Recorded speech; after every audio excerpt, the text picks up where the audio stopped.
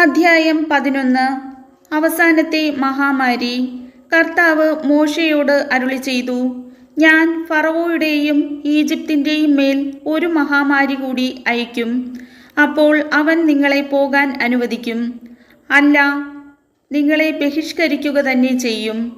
ഓരോ പുരുഷനും തൻ്റെ അയൽക്കാരനോടും ഓരോ സ്ത്രീയും തൻ്റെ അയൽക്കാരിയോടും സ്വർണവും വെള്ളിയും കൊണ്ടുള്ള ആഭരണങ്ങൾ ചോദിച്ചു വാങ്ങണമെന്ന് നീ ജനത്തോട് പറയണം.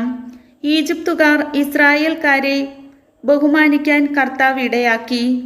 ഫറവോയുടെ സേവകരും ജനങ്ങളും മോശയെ ഈജിപ്തിലെ ഒരു മഹാപുരുഷനായി കരുതി. മോശ പറഞ്ഞു, കർത്താവ് അരുളി ചെയ്യുന്നു, ഞാൻ അർദ്ധരാത്രിയിൽ ഈജിപ്തിലൂടെ കടന്നുപോകും.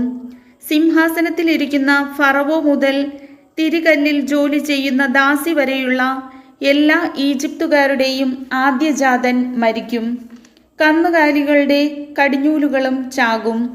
ഇതുവരെ കേട്ടിട്ടില്ലാത്തതും ഇനി കേൾക്കാനിടയില്ലാത്തതുമായ ഒരു വലിയ നിലവിളി ഈജിപ്തിൽ നിന്നുയരും. എന്നാൽ ഇസ്രായേൽക്കാർക്കോ അവരുടെ മൃഗങ്ങൾക്കോ എതിരെ ഒരു പട്ടി പോലും ശബ്ദിക്കയില്ല.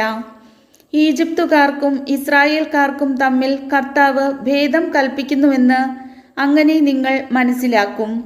അപ്പോൾ നിന്റെ ഈ സേവകരെല്ലാം എൻ്റെ മുൻപിൽ സാഷ്ടാംഗം പ്രണമിച്ച് നീയും കൂടെയുള്ള ജനങ്ങളും പൊയ്ക്കൊള്ളുക എന്ന് പറയും. അപ്പോൾ ഞാൻ പുറപ്പെടും. മോശ ഉഗ്രകോപത്തോടെ ഫറവോയുടെ മുൻപിൽ നിന്ന് ഇറങ്ങിപ്പോയി. കർത്താവ് മോശയോട് അരുളി ചെയ്തു, ഈജിപ്തിൽ എൻ്റെ അത്ഭുതങ്ങൾ വർദ്ധിക്കാനിടയാവും വിധം ഫറവോ നിങ്ങളുടെ വാക്ക് അവഗണിക്കും. മോശയും അഹ്റോനും ഫറവോയുടെ സന്നിധിയിൽ ഈ അത്ഭുതങ്ങളെല്ലാം പ്രവർത്തിച്ചു. എന്നാൽ കർത്താവ് ഫറവോയുടെ ഹൃദയം കഠിനമാക്കിയതിനാൽ അവൻ ഇസ്രായേൽക്കാരെ തൻ്റെ രാജ്യത്ത് നിന്ന് വിട്ടയച്ചില്ല. കർത്താവിൻ്റെ വചനം.